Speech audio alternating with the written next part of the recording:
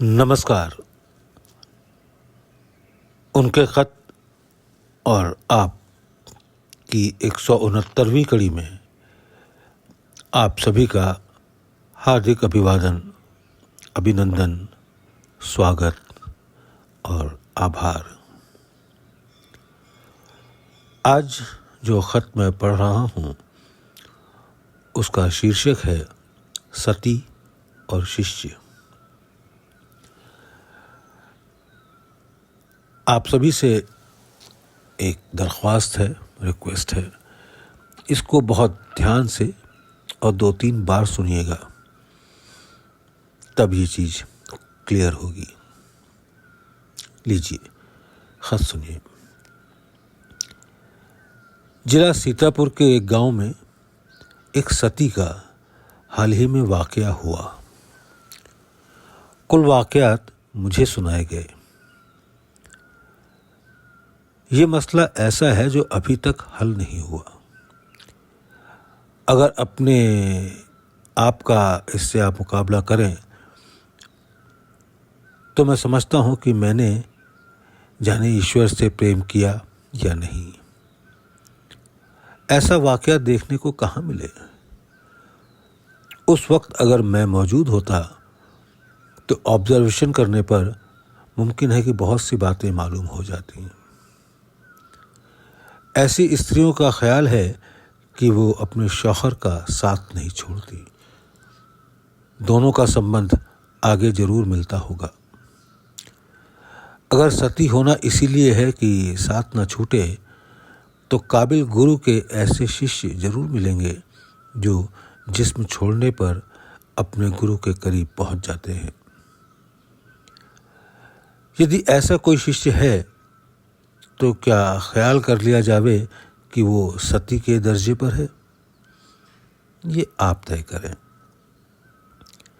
वैसे पुरुष पॉजिटिव है और प्रकृति नेगेटिव। स्त्रियां प्रकृति कही गई हैं और मनुष्य पुरुष। शिष्य पॉजिटिव के ख्याल में रहता है और पॉजिटिव का रुझान उसी वक्त होगा जब कोई खुद नेगेटिव बन जावे। अपने आप को गरीब और बेनवा यानी दरिद्र, अपने आप को गरीब और बेनवा समझ लिया जावे तो क्या उसके गुर्बत और बेसरो सामानी पर कोई चीज़ जिसको कि उसने असल मान रखा है उस तरफ ना उतरेगी? अगर उस पर शुरू हो गई तो भाई इसके मायने ये होंगे कि पॉजिटिव की हालत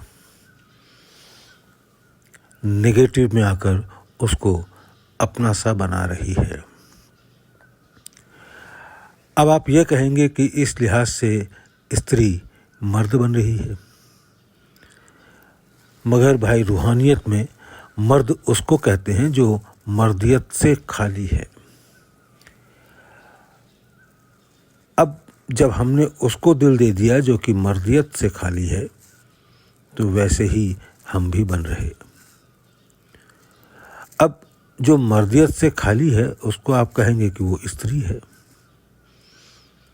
मगर भाई स्त्री तो नेगेटिव होती है और नेगेटिव आप खुद हैं। इसके मायने ये हुए कि वो नेगेटिव भी नहीं है। तो अब मोहब्बत करने वाला ना नेगेटिव है ना पॉजिटिव, ना स्त्री ना पुरुष। आप जब नेगेटिव बने तो फितरतन आपने उसको पॉजिटिव समझ लिया और ज्यों-ज्यों संबंध जुड़ता गया, गहराई बढ़ती गई, तो नतीजा ये हुआ कि ना आप पॉजिटिव रहे ना नेगेटिव, ना स्त्री ना पुरुष। जब सिंधु में बिंदु समाए गयो तब बिंदु सिंधु कहावत है। तो भाई रूहानियत में तो ये हाल है कि ऐसे से मोहब्बत की जाती है जो ना स्त्री है ना पुरुष, और उसे वही चीज़ मिल जाती है। जब स्त्री अपने पति से इस भाव से मोहब्बत करती है, फिर ये शक्ति कि अपने जिस्म को जला देती है और आवाज़ भी नहीं आती। उनकी तमाम उम्र की रियाजत माने प्रैक्टिस, अभ्यास, उनकी तमाम उम्र की रियाजत अपने पति के लिए ही होती है और गालिबन ज़्यादातर ये पति पुरुष की हालत तक पहुँचे हुए नहीं होंगे। तो ये कैसे ख्याल कर लिया जावे कि इन स्त्रियों का लिबरेशन हो जाता होगा। शिष्य अगर अपनी रियाजत से अपनी निगाह को गुरु की उस हालत पर नहीं ठहरने देता जो पॉजिटिव है ना नेगेटिव, तब तक उसका काम वो नहीं बनता जो कि उसका मकसद है। मेरा विचार है कि जिन तत्वों से आदमी बना है, सती स्त्रियों को उस पर नियंत्रण प्राप्त हो जाता होगा, इसलिए कि उनकी निगाह इन तत्वों के परे होती है। तो सती स्त्रियों की निगाह उससे ऊपर जानी चाहिए। अगर गुरु की पहुंच उस आखिरी हद तक नहीं है जहां लिबरेशन लाजमी है, तो शिष्य अगर ऐसे गुरु की मोहब्बत में चकनाचूर रहता है तो उस हालत से ज़्यादा पहुंचना जब तक कि डायरेक्ट संबंध ईश्वर से पैदा न कर ले नामुमकिन है। इसलिए डायरेक्ट लव को ज़्यादा तरजीह दी जाती है। सब कुछ तो हो गया, सती की हालत भी बयान हुई, किंतु कितने आश्चर्य की बात है कि सती स्त्री बेचारी मोक्ष की दशा को प्राप्त न कर सकी। वजह ये मालूम होती है कि स्त्री अपने पति को पति मान रही है और प्रकृति का नियम भी यही है कि पुरुष को अपने पति के रूप में देखे और उससे कनेक्टेड रहे, इसलिए कि वो उसके आधार पर है। जब ये हालत है तो स्त्री ने अपने ख्याल को पुरुष की हद में ही कायम रखा। वो उसी दायरे में मुहित रही, लिमिटेड रही। इसके आगे तवज्जो तब कर सकती है जब पुरुष अपने ख्याल से महरूम हो गया हो। ऐसे महरूम होने वाले मनुष्य ज़रूर कम होंगे। स्त्रियां मुमकिन है ज़्यादा तादाद में हों।